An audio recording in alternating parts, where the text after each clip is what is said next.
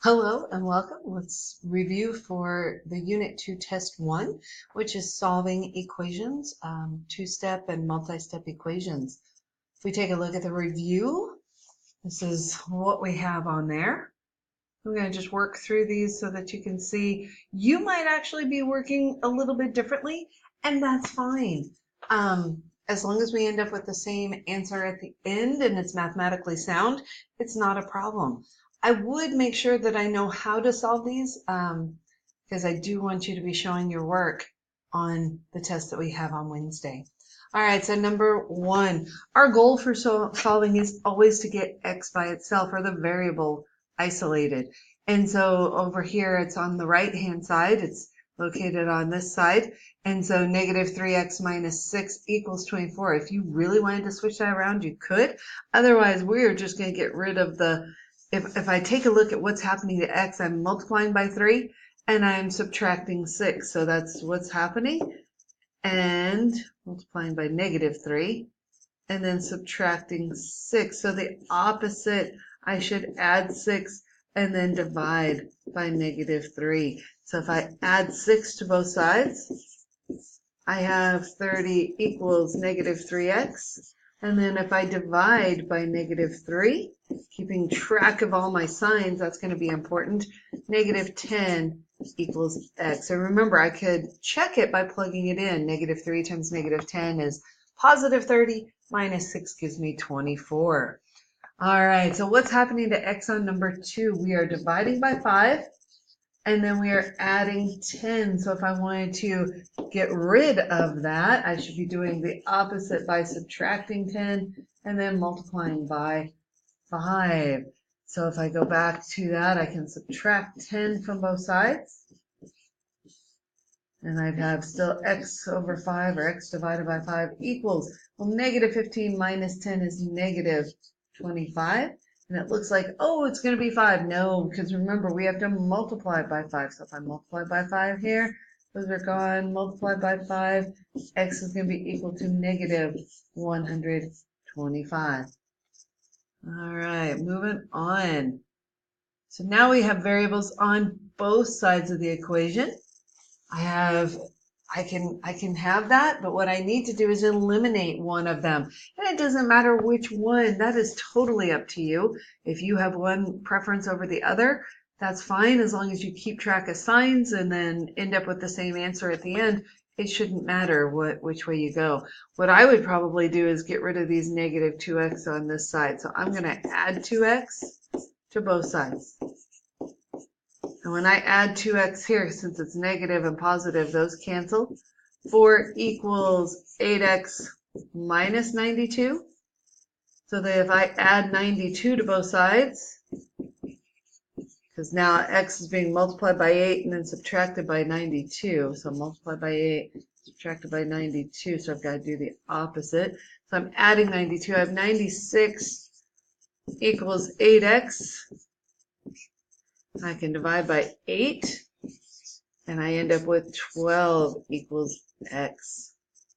If I plug that in, I end up with, on one side, negative 22, and on the other side, negative 22. So we have to, or negative 20, excuse me, on both sides. So we've got to make sure that we can figure out that part too.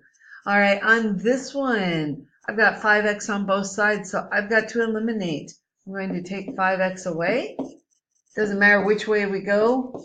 If I end up with taking 5x away here because it's a positive 5x, those are gone. But these are also gone because positive 5x minus 5x is 0. So I'm left with 6 equals negative 5. Well, 6 equals negative 5 can never happen. It is a false statement. And so, well, I'm not going to write false because that's not our answer. Our answer, when it is a false statement, is no solution. We have other options too, because back here we had, on this other side, we had like number 3, x equals 12. So we have one value, no solution, or our other possibility, like if, for example, 6 equals 6 would be all real numbers, but number 4 is no solution. That's what we would have to write down. All right, number 5.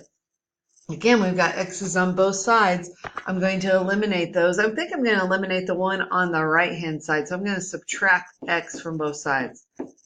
And when I subtract x, I have 7 equals, well, 4x minus x, it doesn't equal that. Oh no, and look, we're moving. Jiminy Christmas, seriously. Okay, let's try that again. Let's go back. If I can make it go back. There we go. All right, so it's not equal. 7 plus 3x equals 37. There we go. I moved my equal sign, and that's a big no-no. So what's happening to x right now? We are multiplying x by 3, and then we're adding 7 because it's a positive 7. So if I wanted to get rid of those, I should be doing the opposite. So I should be subtracting 7 from both sides. So I end up with 3x equals 30. And then if I divide by 3 on both sides, x equals 10. Again, I can plug it in. I have 47 on the left and 47 on the right, so it's going to work out. All right, so number 6. In this case, I see x's here and here, but I also see some parentheses, which means that I need to distribute. And I'm distributing the negative 4 here and here. So I still have negative 4x in the front, and then I'm going to take negative 4 times 3x to get negative 12x, and negative 4 times 2 to get negative 8 or minus 8, and that all equals negative 88. Well, now I have x's. These are not on opposite sides, so since they are not on opposite sides, we're just going to put them together. Those go together. So if I were to highlight and say, oh, they're on the same side, that means I need to put them together and have negative 16x minus 8. That still equals negative 88. All right. So if I take a look at what's happening to x is being multiplied by negative 16. So it's being multiplied by negative 16 and then subtracting by 8. So I need to do the opposite. I should be adding 8 to both sides. And so when I'm adding to a negative 88, I end up with negative 80 equals negative 16x. And now opposite of multiplying is going to be dividing by negative 16. Looks like I ran out of room. So I'll put it here on the side. But 80 divided by 16 ends up being 5. So, and it's a positive. So 5 equals our x. If I plug that in, I should end up with that negative 88 on the left hand, or excuse me, the right hand side. All right, let's see if I can get the rest of this done all in one video. So let's take a look at number 7. So we're to the back. Again, I have parentheses. So I've got some distributing to do. So I'm going to distribute here and here, keeping track of my signs. So I should have 4x minus 15x, because negative 5 times 3x would be negative 15. And then negative 5 times 4 would be negative 20. That equals negative 57. Well, when I have 4 minus 15, I've got to subtract those. So I have negative 11x minus 20 equals negative 57. So if I take a look at what's happening to x, I'm multiplying by negative 11. So I'm multiplying by negative 11, and then I'm subtracting 20. So to do the opposite, I need to add 20. And looks like we have negative 37 here. It's going to equal negative 11x. Okay, well, some of you are like, oh dear. Well, we're still got to finish up here. Negative 11. So I'm going to divide by. And if you notice, that doesn't go in evenly. And so I could change this to a decimal. I could change it to a mixed number because it is improper, but I'm not going to. I'm just going to leave it. Negative divided by negative is a positive, and I end up with 37 over 11. Now, if you did change it to a mixed number, you would have 3 and 4 11ths. because 33 and then there'd be 4 left over. So 3 and 4/11ths. But this is our best answer. So we'll leave it as a improper fraction like that. And yes, some of our answers could be fractions, so we have to be prepared for that. All right, number 8. Again, I've got some distributing to do. So I've got 3x minus 14x. That's a minus sign there. It didn't look like it. Plus 35, and it's a plus 35 because it's a negative 7 here times a negative 5. So the negative times negative ends up being a positive. That equals 134. All right. These are on the same side. When they're on the same side, I just put them together. So when I put them together, 11 minus 14 is negative, 3 minus 14 is negative 11x plus 35, and that still equals 134.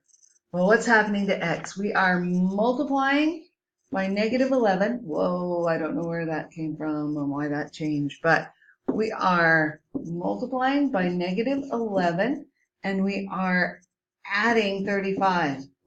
So if I do the opposite of that, I should be subtracting 35. When I take 35 away from 134, I have 99 equals negative 11x. This time it goes in evenly, so if I divide by negative 11, to get rid of that, positive divided by a negative should be a negative 9 is what our x equals. All right, let's see if I can finish this up here. We got 2 more. All right, so now we've got these fractions. So if I figure out what is happening to x, if I make my list, so if I take a look here, x is here. First thing I'm doing is subtracting 6, and then I'm dividing by 10, and then I'm adding 15. So in order to get x by itself, I need to use the inverse operations and undo this. So I should be subtracting 15 first, multiplying by 10, and then adding 6. So let's go ahead and do that. If I subtract 15 from both sides, I have x minus 6 over 10 equals negative 18. And then when I multiply by 10, so multiply by 10, and what ends up happening is those cancel. I have negative 180 on this side, and that's equal to x minus 6. So if I add 6, so we've done now the order of everything here, working in reverse. X is going to equal, well, negative and positive, we actually subtract, so we end up with negative 172. All right, let's take a look at number 10. So what is happening to 10? Well, what we're doing to x is we're multiplying by 2, subtracting 8, and then dividing by 3. So if I'm going to undo that, I've got to do the opposite by multiplying by 3, adding 8, and then dividing by 2. Okay, so multiply by 3 means these are gone. Multiply by 3, so I have negative 30, and 2x minus 8 equals negative 30. So that one's done. I can now add 8. I end up with negative 22 here, and 2x. So that if I divide by 2, x is going to equal negative 11. All right. And I'm trying to hurry because actually I'm going to have to do a second one. Okay. So this is part 1. I will finish up with part 2 on number 11 and 12.